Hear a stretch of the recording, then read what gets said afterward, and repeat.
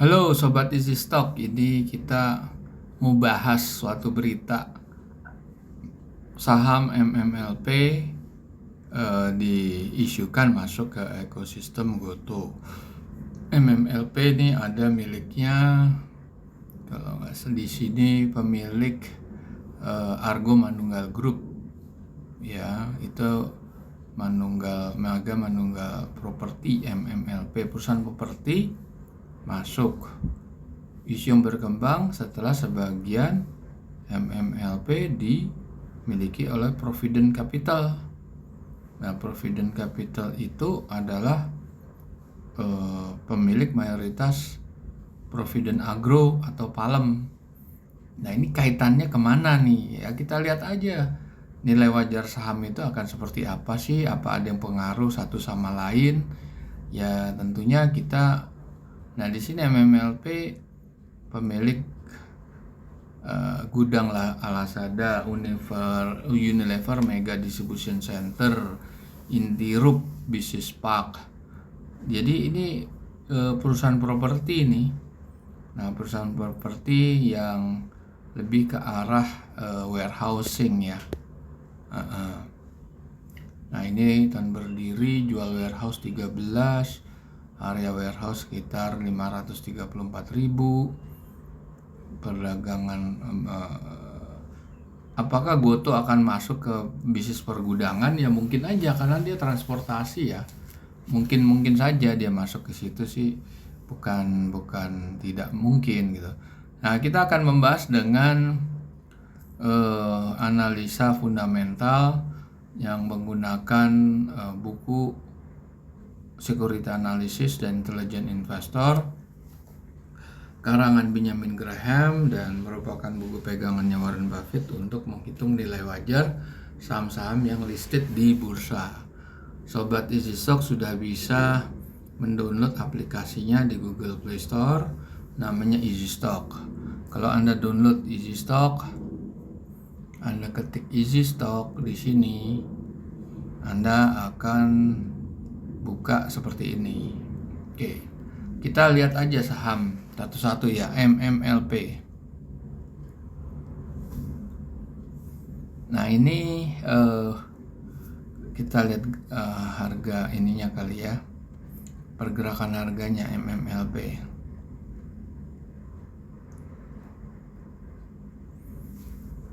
Ini berfluktuasi ya, naik tajam terus turun terus gitu.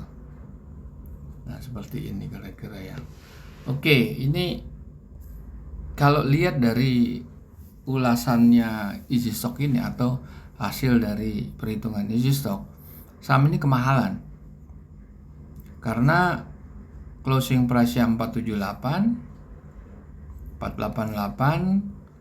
nilai wajarnya cuma 450. Oke, kita buka di sini. Kalau properti kita kasih atau warehousing kita kasih growth 5%, saya pikir masuk akal ya gitu. Nah, ini kalau kita lihat memang working capitalnya surplus, cuma kalau untuk nutup utang jangka panjangnya dia akan defisit neraca, tapi dia punya free cash flow itu bisa nutup. Nah, makanya di sini gapnya antara nilai wajar tertinggi dan terendah lumayan jauh ya, ada 200 perak gitu, atau sekitar 2 kali lipat dari yang rendah ke yang tinggi. Nah, kalau kita lihat return on equity itu kecil. Kalau lihat profit margin dibandingkan gross margin, ini anomali ya, atau nggak make sense. Masa profit margin di atas salesnya kan 115. Nah, tentunya di sini pasti ada komponen-komponen yang masuk pendapatan dan biaya non operasional. Nah, ini sebetulnya perlu diwaspadai lah gitu. Sekarang Provident Agro yang punya Provident Capital yang masuk di sana, ini juga saham ini terlalu kecil. Maksudnya nilai wajarnya itu cuma 155. Closing price-nya itu 830, terlalu mahal udah nih saham ini. Oke, terlalu mahal. Kita lihat profit marginnya juga terlalu kecil. Return on equity negatif karena dia net loss.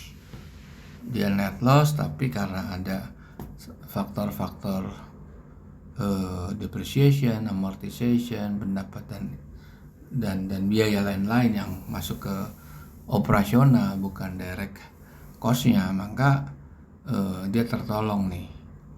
Tapi tetap aja angkanya masih terlalu mahal harganya. Oke, profit marginnya kecil di situ. Oke, kita lihat sekarang GoTo. GoTo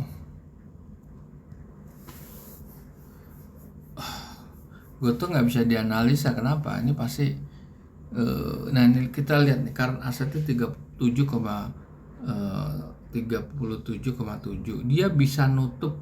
Ini neracanya pasti kuat nih kalau perusahaan-perusahaan yang burning money itu rata-rata neracanya kuat dan working capitalnya pasti surplus.